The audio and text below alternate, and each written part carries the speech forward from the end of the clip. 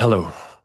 I always have problems starting the podcast because I'm always very nervous, and especially with people like you. I'm happy that you're here, and maybe you can tell us a little bit about yourself, and then we go through your journey, and I will ask a few questions here and there, and I'm ready to go. Sure. Well, please don't be scared or worried. I taught physics for pre-meds for many years, and there was always 300 or 400 students in front of me 3 times a week. And after doing that a few hundred times, I think I've lost all fear of speaking in any kind of context. So my name is Jan Liphardt. I was born in Frankfurt, Germany, and then we moved to Ingolstadt very quickly after that because my dad was a car engineer and he worked for VW, Audi, and Porsche. Um, but just in terms of more recently, I'm a engineering professor at Stanford. I'm also part of the School of Medicine, and the fascination with machines and building machines has been there since I was a little kid, basically since Ingolstadt. So,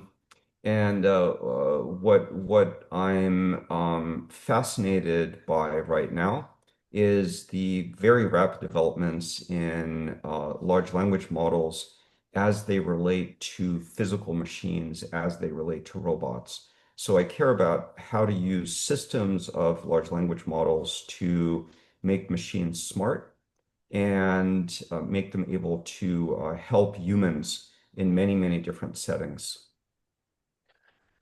For those who don't know, Ingolstadt is might not be ranking among the most beautiful cities in Germany, but it is a very important city, and you mentioned the names already.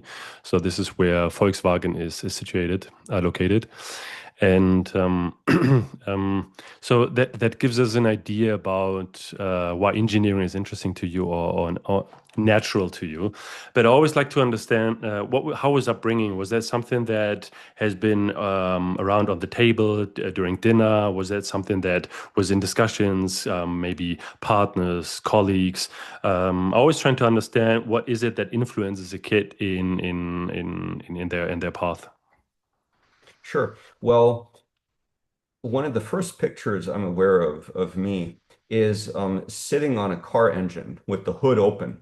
So my dad must have opened the car hood and then put me on top of the engine, and I'm just, sitting there like a little kid on top of it. Um, and I've always liked to take things apart. So I got into a lot of trouble when I was a little kid because anything that was mechanical of any kind or electronic, I would try to take apart. Um, Stereo like Plattenspieler and radios and car parts and kitchen appliances and things like that. And then of course I get into trouble because I rarely put them back together again. So it was just all Mm. about, like taking things apart. And then this was in the era where the car radios, to prevent them from being stolen, you could pull the car radio out of the car Mm. and, you could carry it with you. This was like a 1980s thing. But there was like one episode where I got the car radio and I took it apart into little pieces, and then my mom came looking for the car radio, and the kitchen table was just a pile of radio parts that, of course, could not be reassembled. So there's definitely like the interest in taking things apart. And then I had a long de detour through physics. So I became a physics professor at UC Berkeley, and I was interested in soft condensed matter physics. And as part of that, we hand built all of the instrumentation, optical tables, lasers, actuators, PID controllers, um, uh, PCBs for the power for the whole system, the software to tie all of this together. And so part of being a physics professor, an experimentalist, was just building instrumentation. So I guess that was another like good exposure to some of the things we're doing now as a company, which is to make humanoid and quadruped robots sort of highly capable. And that always involves this sort of software hardware integration. You're already doing a big jump, and I like to push the pause button or rewind Mhm. from assembling or disassembling some radio stations to become a professor at Berkeley. I think is there's it's quite a big jump. So first, was it encouraged to let's say experiment with electronics or all kind of cards or parts, or was it something? So yeah, was it encouraged in terms of let's look at it together? It is interesting to see the parts within a big piece or a part of electronic, because especially having an engineer as a father, was it because there's two sides of it, right? There's the interesting curiosity part of it that can be nurtured, but there's also the disadvantage of not having a radio anymore. So always trying to understand which part, what was it, what kind of conversation was that, and I also trying to learn from this kind of conversation because I would like Mhm. to have a little bit of influence on my one. Yeah, please elaborate. Well, my parents were super hands-off. So generally, as long as that the house was not on fire, and that happened only twice. Um, they were Seems pretty, reasonable. yeah, they were pretty laid back and generally kind of let me do what I wanted to do. And I guess their sense was, I was the kid that was in the chemistry club and the chess club and things like that. So I think my parents had the sense that I wasn't going to do anything too crazy, Mm. except as it related to like electronics or rockets or chemistry and things like that. But they were like super hands off, but there wasn't this like carefully constructed educational theme. It was mostly uh, just being very laid back and basically letting me do all sort of things. And do you think it is because people are asking themselves, like, can you engineer your kids' path? Can you engineer how they're going to be, what they're interested in? Or sometimes you hear you're just being a shepherd, right? It's there and you need to take care of them so they don't get killed or they don't kill themselves. But you don't need to interfere or have the audacity to think that you can engineer their path, right? But on the other side, there is this. Um, Offering opportunities, offering different sides, a portfolio of options to choose from. And in German, there's a word, I don't know the English translation for that, because you can be laid back, but it also can be interpreted sometimes, I think it depends on the case, of not caring, right? Even so, um, and I think the line is very thin in terms of not caring or trusting, right? And do you think, because yeah, being a parent yourself, do you think it's so, or let's say, what's your playbook? What's your blueprint for that to make decisions for Hmm. trusting, observing, nurturing? Well, Um, I'm just like one parent, so I don't claim any particular like insight or capability in this regard. One thing I guess that's important for, and this is a personal opinion, one thing that's important for kids is that they're aware of interesting things and interesting opportunities, and that they have like resources. For example, if I weren't surrounded as a little kid by things to take apart, there's nothing to take apart. And Mm. so part of what you're trying to do, I think, as a parent and also as a teacher, is you're trying to keep people awake, and you're trying to show them beautiful, interesting things that might capture their attention. And then you help them as they try to learn or figure things out. It's basically impossible to teach anyone anything. But what you can do as a teacher is you can make the material much more accessible and much more interesting. Or you can explain to people what the benefits are of understanding something. And then if they figure that out and then they're highly motivated to understand something, they will figure it out all by themselves. So, but beyond that, you certainly want to end up with a kid that's very independent, and you want to end up with a kid that is resilient and self-motivated to do things.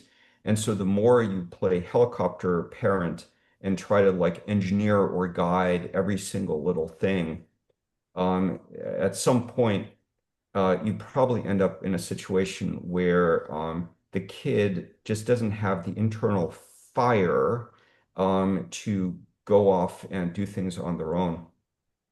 I have these very strange conversations sometimes as a Stanford professor. All of the undergraduates have a undergraduate advisor.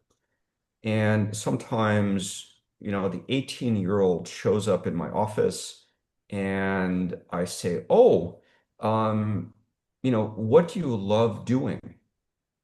And the student looks at me like really confused and says, "No one's ever actually asked me that."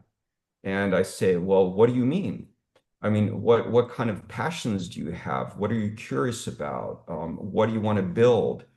And once we've identified that, then we can work back and figure out like what the best classes are for you and what the right major is and stuff like that. And so I certainly, my main recommendations would be that what your role as like an educator or mentor or parent is first of all, make sure the kids are safe. And your role is to get them excited and show them puzzles and mysteries and opportunities, and then stay out of their way and to try to get them motivated to figure things out or do things. Um, but again, my kids are, still at home. They haven't gone into the big wide world, and I don't know how things will play out. They're still in high school. But I do think that there was a lot to learn from this, and it's undeniable. I mean, uh, you've been a professor, right? So that means you've been there for a few days, and I think you can share one or two things that you've been come across. So I do think you have some sort of authority, even though your kids might not be in university yet.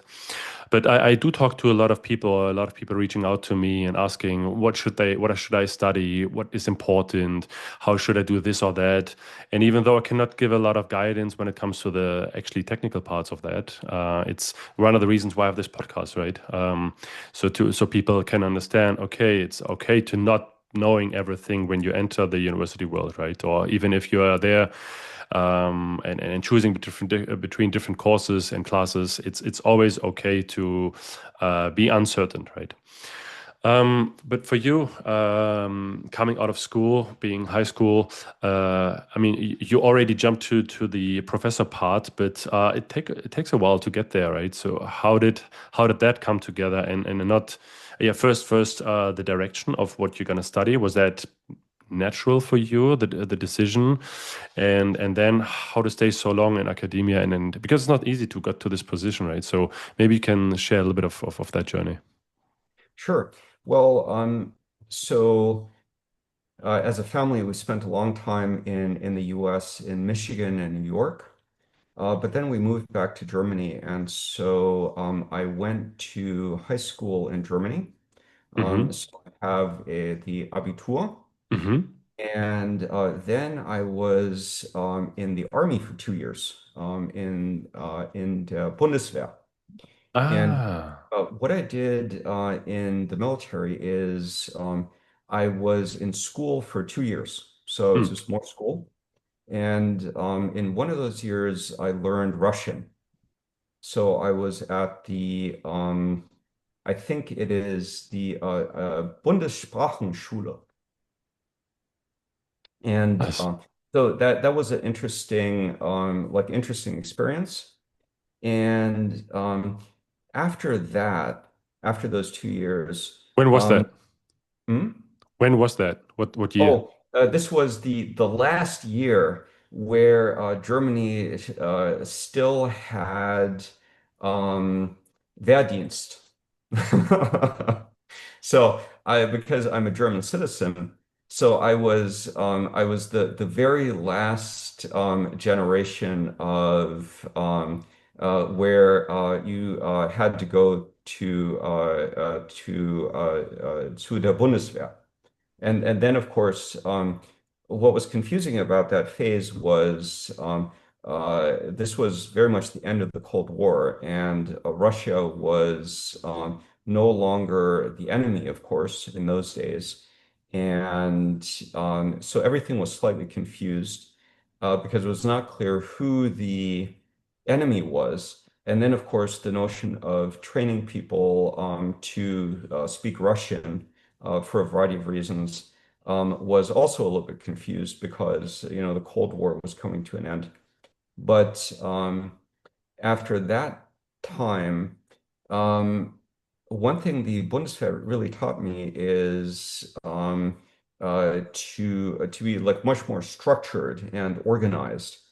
And so then when I went to college in the US, I really thought I was at a real advantage compared to a lot of high school students who were just showing up at university right after high school. I thought those 2 years were very good in terms of learning how to get a lot of things done very, very quickly, and also having much stronger opinions about what I was interested in. And so after that, academically, things just went very quickly. So I went through university in 3 years, and then I got my PhD at Cambridge also in 3 years. So I went from starting university to being done with my PhD in under 6 years, which is very quick. And then there were a string of coincidences that really influenced then what I did. And some of those are just crazy, silly little coincidences. So it wasn't that there was a master plan that was well structured or well organized. It was a series of incredibly silly little coincidences. Can you give an example? Because a lot of people thinking about what's the master plan, and then you see some websites like Tesla or Figure, because I talk to a lot of people in robotics and AI, and there's a section that says master plan, right? Um, so it's nice to hear that you don't need to have a master plan, but maybe you can share one or two little yeah, of those incidents that forged the way. Well, for example, for my postdoc, I was trying to decide between MIT and Berkeley. And uh, both places were great, but I had a preference for MIT. But then they went radio silent. I didn't hear anything. No responses to my emails, just complete silence. And then Berkeley emailed and said, "Hey, Jan, like you've been stringing us along, are you coming or not?" And in that moment, I said, "Of course, I'm in. I'm going to go to Berkeley." And the same afternoon, I get an email from Alex Rich at MIT saying, "Jan, I'm so sorry. I was in the hospital with pneumonia, and I feel really horrible about it, but I can breathe again now, and I'm, back at work going through my email. And when are you coming?" And I said, "Alex, it's amazing to hear that you've recovered, but I'm going to Berkeley, and like I'm so sorry." And in retrospect, of course, being in Berkeley and Silicon Valley and California at the tail end of the first dot-com boom, and then at the rise of social media like Facebook, and now being at Stanford while AI is developing very, very, very quickly, that was extremely fortuitous. And I think if I'd ended up at MIT, I would have had I would have definitely also been an academic, But I think it's almost certain that I would not be working on things that I would consider to be as fascinating as things are right now. And so, Alex, happy you recovered from your pneumonia, but it also like completely changed my life. I love this. Thanks for sharing. And it shows that because when you go through hard times, everything is bad and you don't see any light and you were it's not every story has a happy end, right? We do need to be honest with people, but I can just see in the moment. I mean, we do need to be honest here also about waiting for two top universities in the world to give you a yes is already being a good position to be in, right? Having the opportunities to go to those universities is crazy. But then like being disappointed that the MIT is not writing back, and then having Berkeley like when you're coming, right? And uh, it's nice that this is the situation, but also as you said, I don't know how much time was that between those emails. It is a coincidence, right? Would he stand up earlier this morning and finish breakfast late and wrote the email first, or you? Right. Yeah. I mean, it's just those two things, right? And I love this kind of situations that could have had a huge impact. And as you said, you would have stayed in academia, nevertheless or regardless. But there is a difference between this university and that university, right? Sorry. Right. And I think it was something like 8 hours. That's the difference between, and Berkeley wanted me to send a fax. This was in the day of fax. So they So wanted in me to like, Germany, it could have been 6 months ago. yeah, right.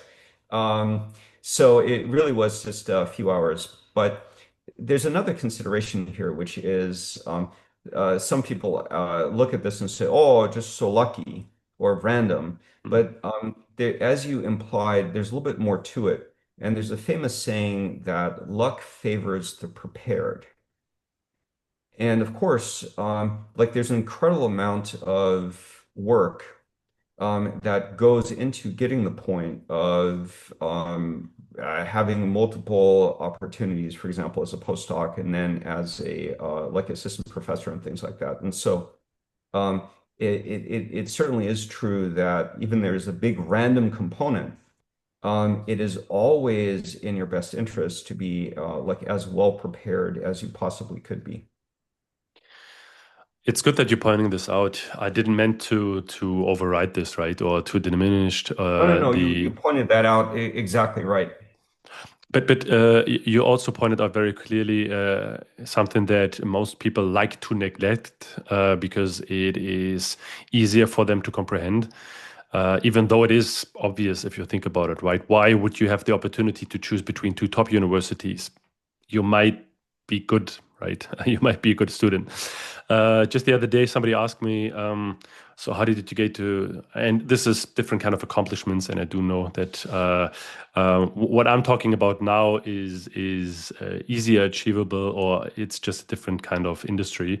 Somebody asked how do you get to 90K on social media, and I said, yeah, because posting twice a day for 5 years, this is how you get there, right? And so how do you get a viral tweet? Yeah, you post like this often, right? And then you're increasing the opportunities, you're increasing, Right. then there's luck involved, right? It needs to be the right topic, the right time. Anyways, Exactly right. Yeah. you're totally right. You do need to work to have opportunities and to make luck things happen. Or I don't know how Right. to say this in English. Thanks for taking us Famous here. And joke, by the way, and let me tell this famous joke. Mhm, It's an American, and he's visiting Cambridge. mhm. And the American says, oh, your lawns are so beautiful. How do I do this in America? And the British gardener says, oh, it's very easy. You water the lawn and you trim the lawn and you stamp it down. And then you do that for 700 years. And so I always thought that was, a good commentary on the sort of U.S. perspective versus some of the things in Europe and so forth. But good. Sorry for interrupting the conversation with the Cambridge joke. No, why interrupting? This is one of the reasons why I make this podcast to get to those kind of stories because people would not, that they don't believe it, or some people don't have it happening to them, or only in a bad way, and don't realize that this is also happening in a good way sometimes.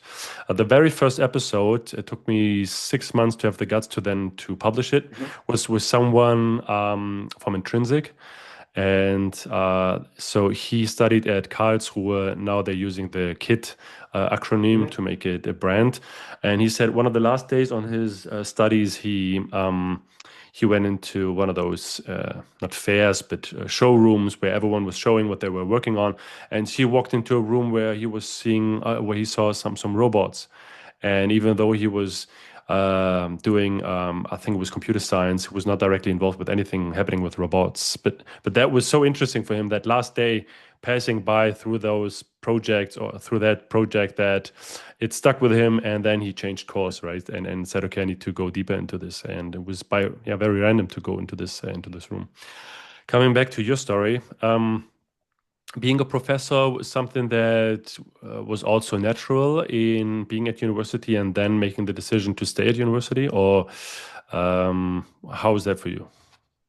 Well, I'm a little bit unusual in the sense that I really like to get things done and I like to get things out into the world in like a very simple, pragmatic way. And this notion of an academic is like writing papers, and somehow papers being the goal. Um, that very quickly became clear to me was a little bit silly. And there's Mhm. one particular event that made that clear to me.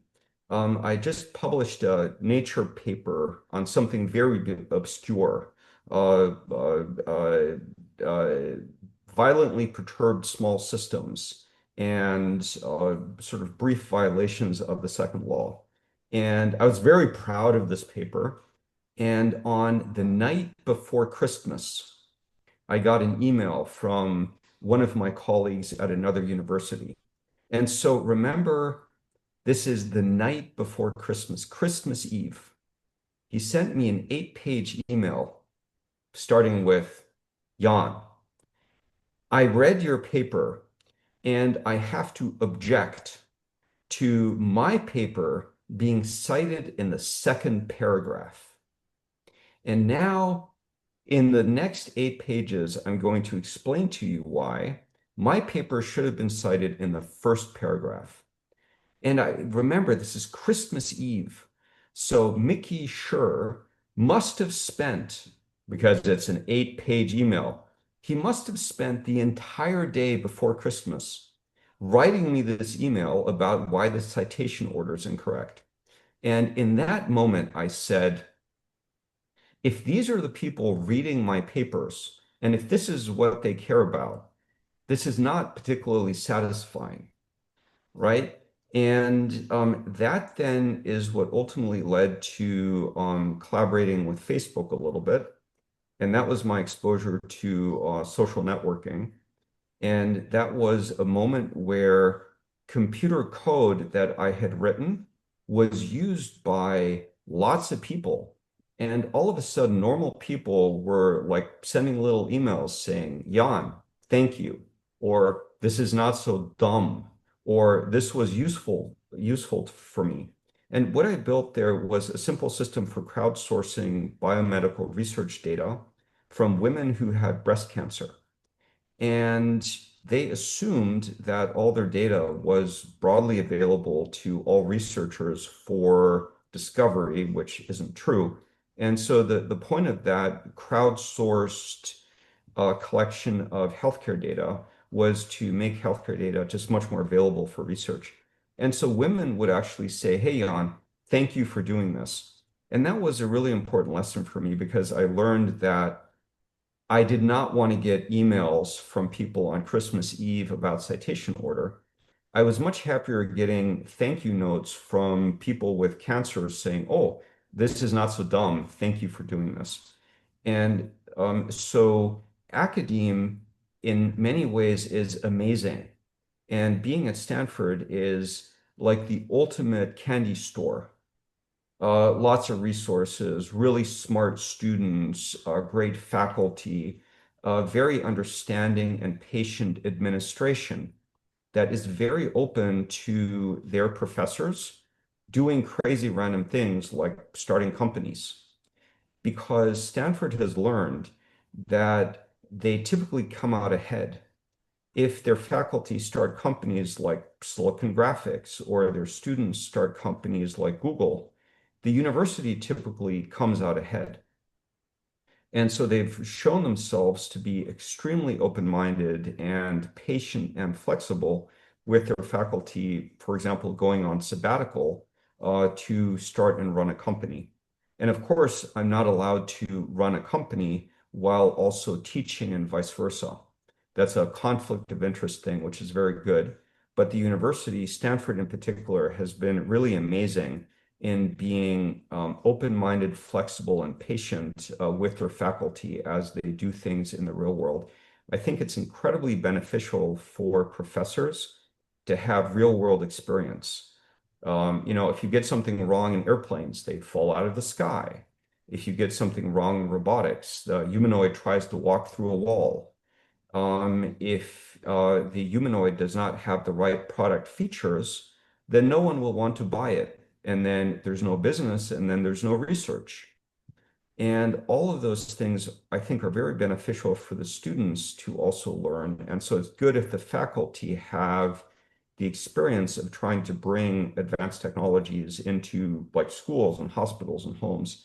So I'd like to think that this old model of people living in the ivory tower and they're all like insulated and they're writing their paper, I think that is very, very hard to sustain. You said a word that is, I think, very important here, having patience and understanding that good things take time and that you Mhm. either have the opportunity to lose a very good professor, student, or whatsoever, because they don't give this kind of flexibility, or being patient and understanding that a few will fall off and a few times it will not. I mean, it's also, I think it benefits if you have the resources to do this, right? Uh, Sure. but because in smaller companies, for example, I mean, in corporates like Siemens, there is the opportunity to do a sabbatical because there's so many people, right? In a startup, it would be very hard. I don't know if the startup's still alive when you come back, but like institutions do having innovation, driving innovation, taking risk because taking it is a risk, right? Giving you time off, Sure. hoping that you're coming back and that this is fruitful for the university or for you is very important. But that brings us to maybe the point where you not only having a few projects with Facebook back then, but as you said, not only being in the ivory tower, but going to the industry. Maybe this brings us to what you guys doing today. Sure. Just a like final commentary on that thought. When I was in the physics department at Berkeley, I was an experimentalist. So like I built stuff and I did experiments. And some people in the department who were just theory, they would look down on experimentalists. And in their mind, what they were working on was interesting, but maybe, other things weren't quite as interesting. Or people would say, oh, Jan is working on DNA. That's like biology. That's not real physics and things like that. And one thing that really helped me in all those years is something that Richard Feynman said. And a Richard Feynman quote is, nature doesn't care what you call it. It's either interesting or it's not interesting. So nature doesn't care if you call it like biology or chemistry or physics or something like that. It's either an interesting problem or it's not. And so in terms of also this academe versus industry, I've never seen a like contradiction there. And there's so much to learn from exposure, both on the academic side of having this freedom to think about things and dream without a lot of, what does our Q2 results look like? So that's good. But then there's something incredibly useful about lighting a big fire underneath a group of people and making sure that they deliver, that there's a clear deadline. And if you're going up on stage to demonstrate a new humanoid, and the humanoid falls over, that's very bad. And so from industry comes this idea that deadlines, there's nothing like panic and a time pressure to force groups of people to do amazing things in short amount of time together. Um, so now trying to answer your question, what are we doing now at OpenMind? I'm sure everyone here has seen movies that are scary, that have to do with, robots taking over or robots going rogue or Matrix or Skynet or Terminator and things like that. And so based on movies we've seen, some of us are very scared of a future where machines are smart. And the real problem, of course, is that machines are getting smart very, very quickly. Just within a few years, we've gone to a situation where you can now build a humanoid that speaks 50 different languages. It can win the Math Olympics. And given a high level tasking, it can break that down into many, many different subtasks and autonomously do things. And that technology, of course, is moving very, very quickly. So I think it's natural for people to be a little bit scared. And again, in the background, my kids are on the way to school. So various sounds you hear are them preparing to ride their bikes to school. So I can certainly see why people are afraid. And my response to that is, yes, the technology is potentially dangerous. And the way for us to respond to that as engineers and parents and academics is to make sure that the technology is open. And that's why the software we build for humanoid robots is open source. It's modular and it's open source. And that means that if you have a humanoid platform in your home today, you can download our software, and within a few hours, you should be able to have a conversation with your humanoid and give it simple tasks like, where's the kitchen? Please walk to the kitchen, or tell me how many socks are in the bedroom on the bedroom floor. And the reason we open source our software and the reason we make it modular, there's two reasons. The first reason is it makes it much easier to debug because if there's a problem, you just change one small part of it as opposed to having to retrain a foundational model or an end-to-end AI. So a modular software stack for robots makes it much easier to improve and upgrade and debug. But the most important part is that it makes it a lot easier for humans to understand what is going on inside the brain of the machine because you have a series of simple pieces, simple parts that are all communicating through natural language. And as a human, you're able to look inside the machine's brain and see what it's thinking. Where's the problem? Why is it making a mistake? Why is the system exhibiting this behavior you didn't anticipate?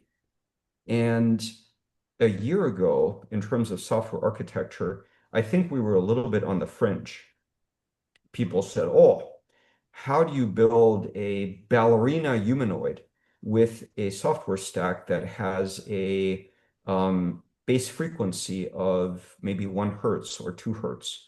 It's impossible to do fine motor tasks with a software that's based on many pieces that are communicating through a very slow software bus, communications bus. Um, and that's a whole separate conversation on like software architectures for machines. But The reason we went in that direction was to end up with a system that's easy to upgrade and most importantly, easy to understand by humans, and also easy to guardrail in terms of what behaviors the system exhibits. Because if I have a bunch of sensors and data fusion and action generation systems that are all working at about a 1 hertz clock frequency, it's much, much simpler to guardrail it.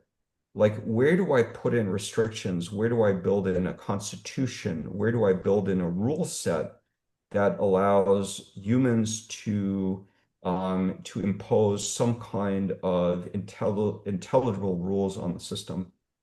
A lot of companies are now going in the same direction. Anthropic has this notion of a constitutional AI.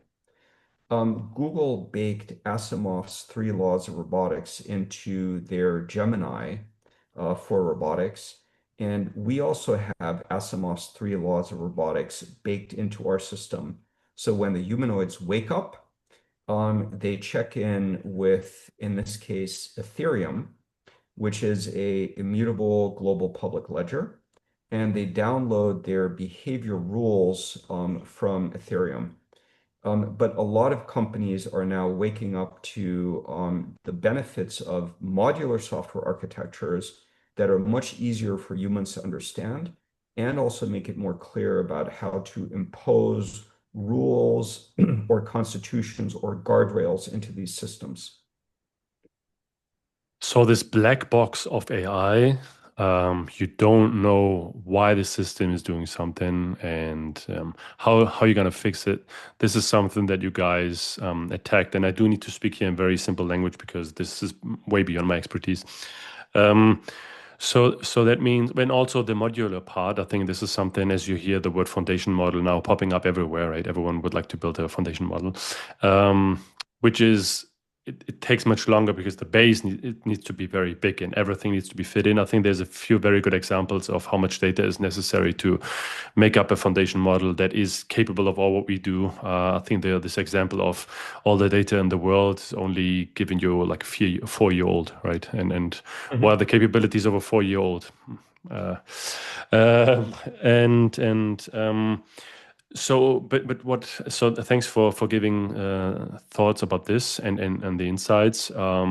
Here, very theoretically, right? And but you also said something earlier. The important and interesting part is the appliance. So, the how do you apply this and what you got to do with this? Being in academia and then taking the big jump. You said that you had some connections with industry earlier, but making the decision and say, okay, you know what? 2 episodes I had Laurel Pinto on the podcast, and he said that why we are not scaling this on our own, right? So the people who build this knowledge, this deep expertise of whatever it is, and then not just handing it over to industry and doing whatever with it. Why not doing it ourselves and scaling it ourselves? Was that one of the incentives of you now becoming an entrepreneur? Well, um, again, I'm like a little bit unusual in the sense that the only thing I actually care about is getting things done. And I don't care what set of tools need to be assembled to get things done. And by getting things done, I mean things like children that learn more, or people that are healthier, or car factories, for example, being safer. And that's what I consider to be when something has been accomplished. It's not a paper and it's not the Nobel Prize.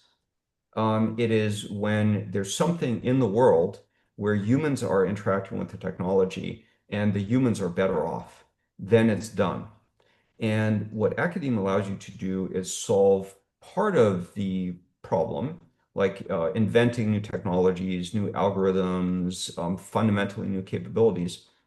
But that's just the starting point. And if you as an individual are motivated by getting things done, then you want to see it through to the very end, which are humans interacting with something you've invented, and the humans are better off. And so then you're forced to bridge academe and industry. And I've never seen a conflict there.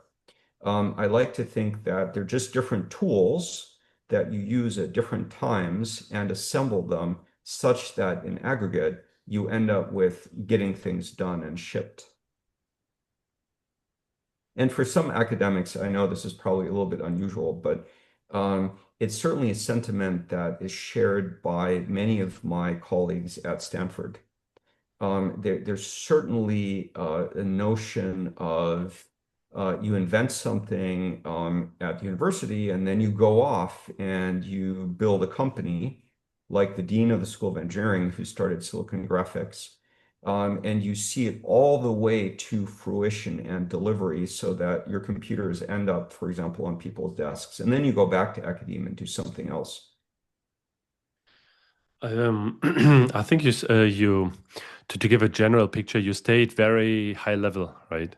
And I think you gave a lot of context here. But maybe we can apply this to getting things done, and maybe you can tell me how you got things done in terms of, okay, I have here something that is interesting enough, and I do think it has impact, but I think it has a bigger impact if I'm not keeping it in the papers and being going from conference to conference and talking about that. I bring it into the real world myself. So then and then ask this question very often. You do need to sit down and say, you know what, I do need to put up an entity. I do need to assemble a Sure. team. I do need to maybe raise some money or get my first clients. So is that where are you guys? I mean, for those who are listening or for those who are reading the news, they might know, but Sure. Well, for OpenMind, we started the company a year ago, and we just raised $20 million on a $200 million valuation. So that in many other moments in time, that would be considered to be like extremely fast. How do you go from zero to a $200 million valuation in less than a year? But of course, right now in sort of AI robotics, those numbers are like very reasonable and might even be quite small. For example, Mark at Facebook is hiring specific people at $500 million a pop. So the amounts that are flowing into AI Venn diagrammed against the digital world and AI Venn diagrammed against the physical world are just off the scale right now. And that, of course, reflects the fact that this is a unique moment in history. It's never before been true that the technology that humans have built is very quickly going to rival us in terms of both our physical capabilities and our ability to reason, make decisions, do things, build things, teach, help. And that's what's fundamentally driving this just incredible enthusiasm and willingness to fund companies in this space. It's definitely a gold rush, and it's definitely like super hot right now. But there's a lot to it because this is for me, this is almost like aliens landing on the planet. And so from a tech perspective, it's utterly fascinating to me. But then from a parent perspective, like, what do I tell my kids to study? Like, I don't know. It's also kind of scary to me. And so my personal decision is, given what is happening right now, if you have opinions about this technology, you should be helping to shape it on an architectural level to hopefully end up with something that is open and governable and intelligible for humans. I talked to a lot of founders, and you were just throwing around some numbers. The question is for them, do I, and they're all, the majority of them are robotics and AI. Uh, do I jump on the hype train? And because the majority of them are engineers, it's not. they don't feel comfortable doing that, right? They don't want to show off. They're not everyone is a founder that loves the spotlight, and you do need to you do need to tell and sell a story to raise those kind of numbers, right? The vision is important, and a lot of engineers they would like to have no offset, no delta between what they are capable of, what the product is like, and what the technology is versus what you could do in a few years or 18 months, 2 years, or the revenue could be in 2 or 3, 4, 5 years, right? And how did you find that spot of you would think, and you mentioned that, right? It could have been an even larger number, right? So for some people, it's crazy that within a year, a company raising this kind of money and have this kind of evaluation versus it could have been more or it could have been less, right? It could have been only 5 million, right? Assembling a team, come up with a product, do a few pilots. So how and why did you make the decision? Well, uh, I would never pitch something that I'm not, as an engineer and like physics professor, not completely convinced of. And for me, the technology risk here is almost zero. Someone is going to do this, and many people are going to do this, and they're going to do it very, very quickly. It's really just a question of what company has like is fast and has the right perspective on things and executes and things like that. So the technology risk in my mind is extremely small. And the reason I say that is because it is clear to everyone that the current architecture of large language models is going to be perceived as medieval in 5 or 10 years. There's no question that the architecture itself will change very significantly because of a whole bunch of reasons. But even the large language models, as they existed last year and as they exist today, are more than good enough to be incredibly impactful for many human professions. Software engineering comes to mind first, but healthcare and education and logistics. So we don't even have to bet on large language models, finally waking up and exhibiting consciousness or whatever you might feel. The models right now are already more than good enough to have dramatic impact. And so it's just a question now of the right architecture, the right team, the right moment, the right amounts. And so as an engineer and like physics professor, I would never raise on something where I have doubt. Um, and in terms of being out there and giving podcasts and like tweeting and things like that, um, it still makes me incredibly uncomfortable. And what I would love to do, left to my like natural tendencies, is to build humanoid brains in a basement somewhere. And it took me 15 years to learn how to look at people's faces while sitting across from them to have a conversation.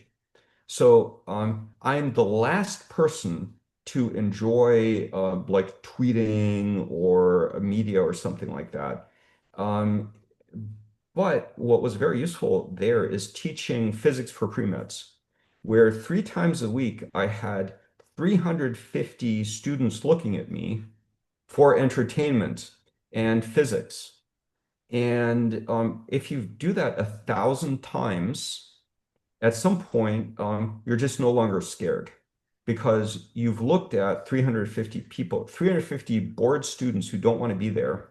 If you've looked at them 1,000 times, you're no longer scared of like talking to people and stuff like that. But it was definitely like a very long road to get there.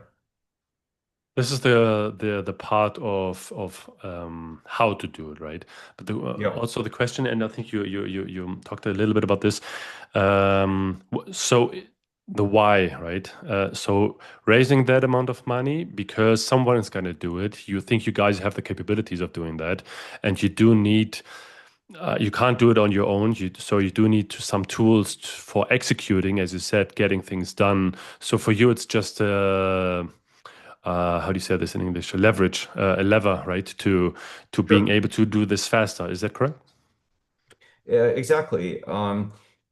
So like everything is just a bunch of tools. There's money, there's universities, there's other companies, and your goal as a sort of technologist or founder or whatever is to pick the right set of tools and to put them together and then to like get things done. Incredible journey. And as you said, you're just 1 year old, or the project is just 1 year old. I mean, Right. from an entity perspective, right? The thoughts and Yes. the work has been done for many years earlier on. Yeah, I am. We are now exciting to see what's coming for you guys. Raising the amount of money was just one stepstone, one milestone. Maybe before we are about to finding an end to this podcast episode, you can give us maybe a little glimpse into the next few Sure. months. What we're focusing on right now is to get humanoid and quadruped form factor robots directly in front of lots of people. I'm so tired of these things where the humanoid walks up on stage and says, "Hello, I love assembling cars," and then it walks off stage. That was okay 2 years ago or maybe last year. But now is the time to get humanoids directly in front of people. And our goal as a company is to do a lot of experiments extremely quickly. Humanoids in elementary schools, humanoids in kindergartens interacting with kids, humanoids in hospitals, humanoids in old people's homes and memory care facilities, humanoids in car manufacturing to make sure that people doing the work are safe. Um, and for all those things, what we typically do is we use our modular software to put like Lego blocks, the right pieces together. We load them up on always the same platform. It's always the same hardware, the same sensors, the same batteries, the same everything. And so all the vertical specific changes are in the modular software architecture. And then we pack up the humanoid in a big roller bag that weighs 40 kilograms. And then we go places and we turn it on and we watch people interact in all those different contexts with the robots. So we're in this phase of very rapid experiments in different verticals where we directly juxtapose humanoid robots that can make decisions and speak, and watch, and listen with people. And our goal is to figure out what the best business verticals are. What are the best opportunities? Is it helping to keep car workers safe in car factories? Is it speaking to 90-year-olds who are losing their memory in memory care facilities? Is it personalized education for 5-year-olds? And we simply don't know that yet, but our goal is to get good answers extremely quickly. Generally, what we're finding from a business model perspective is it's still very early, but one business model that seems to be crystallizing out is to do deals with robotics hardware companies that feel that they're better at the hardware than the software. And what we're seeing over and over again is that the customers of those robotics companies are saying, "Oh, why can't this humanoid speak Saudi Arabic? Why can't this humanoid navigate the house all by itself? Why can't this humanoid coordinate with a Waymo, a wheeled robot, so that the groceries can go directly into the wheeled robot without human intervention?" And then the hardware companies say, "Oh, we're so sorry, we don't have those software capabilities." And so generally, then they end up talking to us, and then we work with them to think about a vertical specific humanoid or quadruped solution. So that's what we're seeing more and more of. And of course, all those experiments we're doing are designed to figure out which verticals make most sense from a tech and business perspective. Fascinating, especially if you look at the videos that you see online, humanoids dancing and doing funny things to actually be able to do useful stuff, right? Because those videos don't look so fast, don't look so fancy. Uh, Sorting some things, taking them out of whatever, Right. folding something. So the videos that we see where they provide some value into the homes. Um, yeah, very Okay. curious. There is a major disconnect right now, though. There's a Yeah. major misunderstanding. And that is when we talk to normal people about humanoids, they all say, oh, this is amazing. The humanoid can fold my underwear, or it can mop the floor. And we say, no, no, no, no, no. That makes no sense at all because it's very dangerous for the humanoid to be standing in a puddle of soapy water, and no one's going to spend $100,000 for a humanoid to fold your underwear. It doesn't make sense. So instead, a lot of the compelling use cases are much more on the safety, manufacturing, security, education, nurse, doctor situation. And those are all use cases where um, where the things being done by the machine typically involve a lot of thinking, like math education or being a good nurse. And I'm sure a lot of people, they'll probably be surprised because they have this strange notion that the main use case of a humanoid in their house is to mop the floor or load the dishwasher. And of course, that's exactly what will not happen. So instead, what you'll see is humanoids being used in things like taking care of old people that live alone at home. That's much more likely, a much, much better use case than folding your underwear. I love that you're trying to minimize the offset of expectations and reality. And I just talked to another person who also, another founder there also in that space, and he said, yeah, trying to build a business case around that, as you said, especially folding some stuff. How often do you vacuum your home? How often do you unload and load your dishwasher? How often do you wash your clothes in the washing machine, right? Count that, and then, as you said, with a 100K robot, because we're far away from a 10K actually useful humanoid. Thanks for the insights, academic and industry wise, and especially your point of view. That was very refreshing, and yeah, I, no, I'm sure, I'm sure university administrators across Germany are currently confused and mad at me and annoyed. But I've spent so much time in Germany, and it breaks my heart when I look at the German economy and also the German university system. There is incredible human talent in Germany. And somehow, if I could take the entirety of the German industry and universities and just shake them and try to wake them up and try to get them to move about 10 times more quickly, I would love to do that, but I don't know how. yeah, living here, I'm also very curious how this will unfold. But there's another story. There's another podcast, I Very guess. good. Thank you very much for taking the time. And even though it's very early at your place, I appreciate it and looking forward to see what comes out of your work. Thank you very much. Wonderful. You're always welcome to visit. Come help us build, assemble, and deploy. I'm more on the deployment. Take care. Okay, thank you. Bye-bye. Bye. Bye bye.